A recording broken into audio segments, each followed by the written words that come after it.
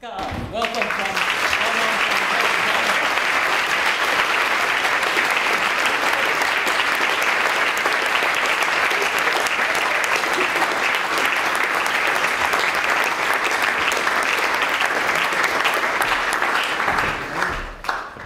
Well, ladies and gentlemen, it's a pleasure to be back here again at LSE.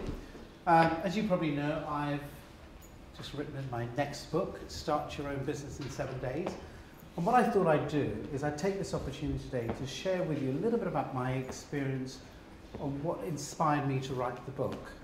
The concept of Start Your Own Business in 7 Days was really inspired by my experience at Dragon's Den, where I met nearly 1,000 crazy people who had some of the most incredible ideas that you could ever imagine. And then during the period of Dragon's Den, I launched a website called jamesandfox.com, which attracted nearly 1 million people who approached me with, even more crazy ideas. And then recently I launched an app which is called James Caan's Business Secrets, that's had nearly 150,000 downloads of people inspired to look at business ideas. And just taking that wealth of activity and experience, it's given me the opportunity to understand what are the things that make successful entrepreneurs become successful. And what I've done in the book is really taking you through that journey of the things that actually work, the things that don't work, but what are some of the characteristics that I look for when I'm backing people. So what I thought I'd do today is, rather than really focusing heavily on technicals or the book, but actually give you an example to see some of the people that I've actually backed and introduce you to real life entrepreneurs, so you can gauge what is it that makes me back a particular individual, what are the qualities that makes that person successful. And my theme this evening is very much based around not success with a business as an idea, but success actually in business is about the individual. And the one common characteristic that I've met through the entire journey of Dragon's Den and meeting those 1,000 people is, generally speaking, each one of those individuals happen to believe that success lies in their idea. What I'm going to share with you today is actually, it's not the idea that succeeds, but it's the individual. So really what I want you to focus on today is to understand what are those qualities, what are those characteristics that when combined together make something really successful. In my analysis, I tend to focus that the idea represents 10% of success, the execution plan of that idea is 45%, and the individual's passion and drive is the other 45%. And those combination is what makes it successful. So let me just take you through the specific individuals that I'm going to introduce you today. So firstly, what I'd like to do is ask Spike Hughes, Debbie Smith and Faisal Butt to join the stage.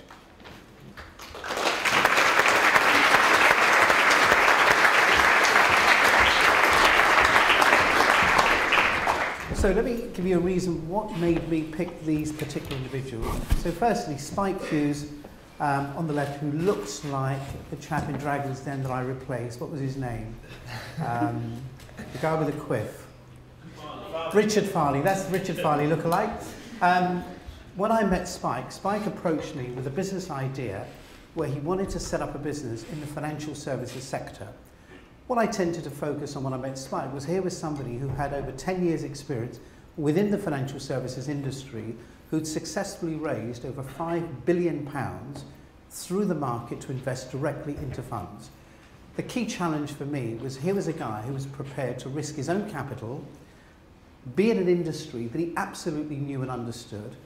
The risk for me was, could this guy run a business, which he hadn't done before, because working for somebody else, whilst it gives you amazing experience, but does it allow you the expertise to run your own business and take your own risks? Next panelist is Faisal Butt. Faisal was somebody I met who had approached Hamilton Bradshaw with the view that he wanted to build a career in private equity and be an investment manager. Within a very short period of time, I realised that actually Faisal has, bless you, the characteristics of running his own business, very driven, very motivated, and very passionate about his own business. Debbie Smith was somebody who approached me with an idea, who wanted to run a recruitment business in the social services space. Here was a lady who'd actually been there, done it before, worked for somebody, built a business from scratch of over 50 million in revenues, a highly profitable business, and felt that she had reached a point in her career where she was now ready to embark on her own business, was prepared to risk her own capital, work 7 days a week, and put herself in a position where failure was not an option. So 3 very good individuals. But the reason why they're here today is because what I wanted to share with you is every great idea and every great business generally has immense execution risk. Just because you think the idea is good doesn't mean it's going to work. In Spike's particular situation, the minute Spike launched his business, we experienced the worst financial crisis that Spike has ever experienced in his career. All of a sudden, the market that he was about to embark on literally collapsed.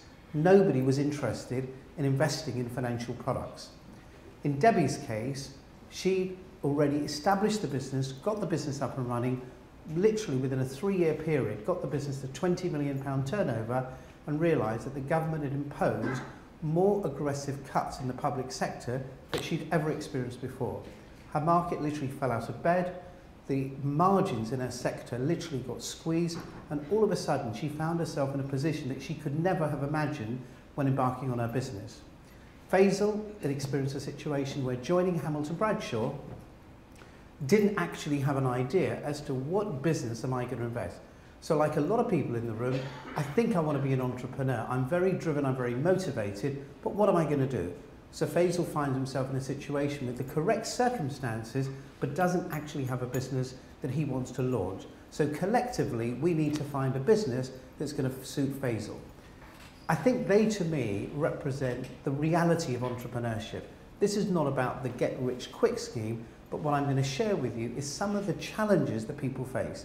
So from your perspective, Spike, if you can just share a little bit with the audience some of the challenges that you face, that although the business plan looked great, the numbers look incredibly impressive, but what happened when the ink dried on the shareholders agreement? Yeah, well, your cheque was obviously cashed. Clearly. Probably 24 hours before the market collapsed. So that was good timing. We've had lots of challenges. You know, trying to hire good people is very challenging. Lots of people are good in big companies, and they come into a startup company, and the environment's very different. You haven't got lots of resource around you. You haven't got lots of people to help you. You know, when you hire people, you have to say to them, you're giving up all the security that you've got for the 9 to 5 hours, and you have to come and work in a much longer, tougher environment. And you know, when you get it wrong, you just have to go back to the drawing board and hire people again. We had challenges with our distribution strategy. So, you know, when you come to the market, you have to have a product which you have to test. You have to have a strategy, or a distribution strategy in terms of how you're going to sell it. And we actually did a deal with the 9th largest company in the world. So, you know, when I first saw James, he said, "Who's going to sell it?" And I said, "I'll come back to you." And a few weeks later, I came back and said, "I've actually got a contract from a company 4 times the size of Microsoft that's prepared to JV with us." And so I thought, you know, that was like getting the shelf space from Tesco's. But that particular company went through immense change.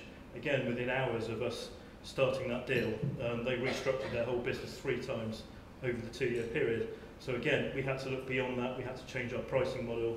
We had to find new distributors.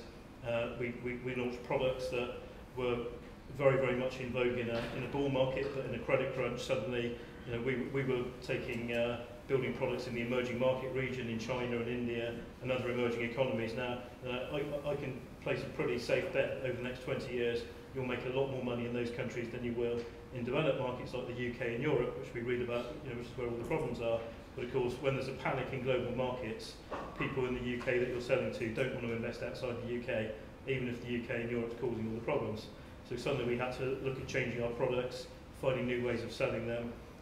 If you're not selling them, James was saying you start off with a business plan. If the business plan is you're going to sell so much product every year and make so much money, you suddenly find out when the market collapses that you're not selling anything, or you're selling very little, which means you're burning twice as much cash as you originally thought. So that's quite a painful thing, because all the things you thought you were going to be spending your money on, you suddenly can't anymore. You sit down with James and he says you've got to halve your cost base, and then you need to work out how you're going to do that, which means you're taking a salary cut, your key people are taking a salary cut, and a number of the things that are nice to have you can no longer do.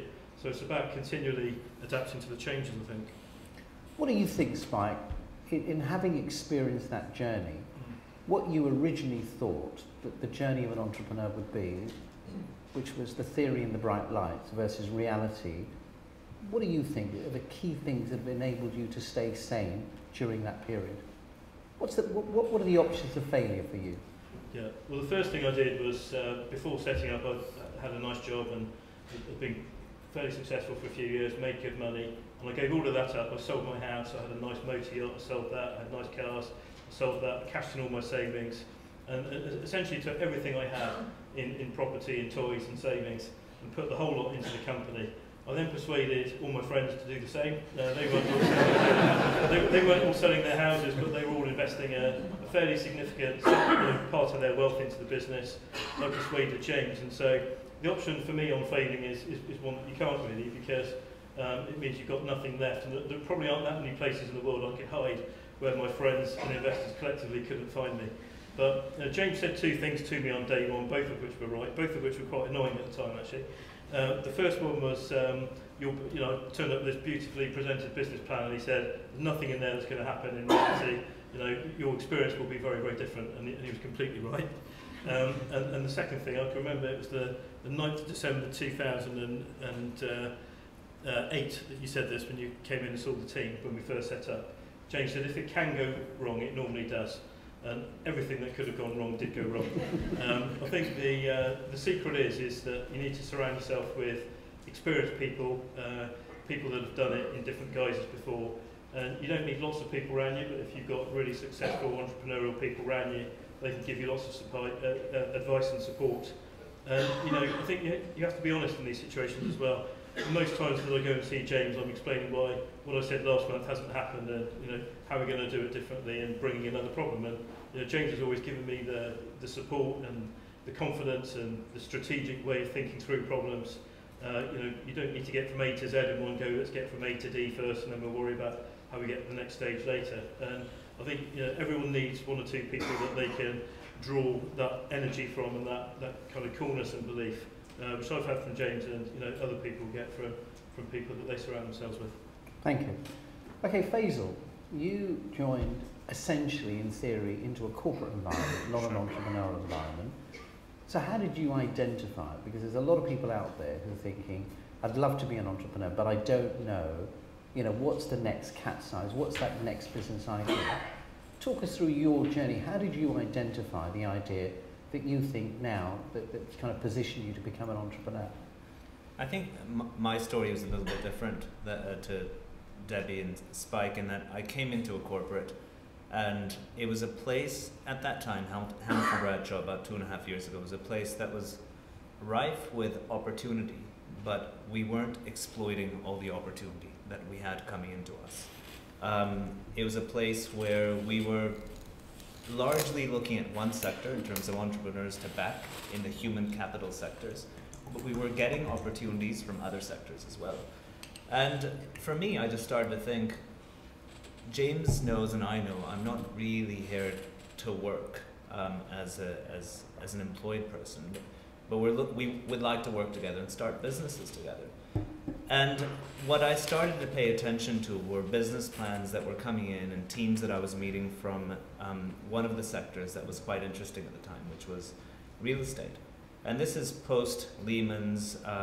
Obviously, a lot of people had, there was quite a bit of churn in that market. People had moved on.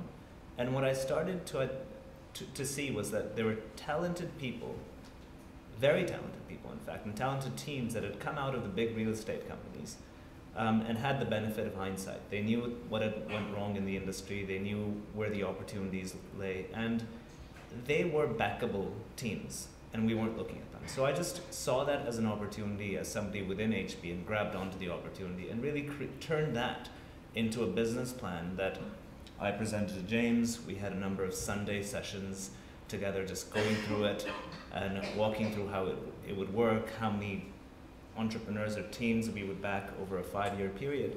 And I kind of got the same response from James that Spike did, where this all looks nice, but it's on paper and it's very academic and it's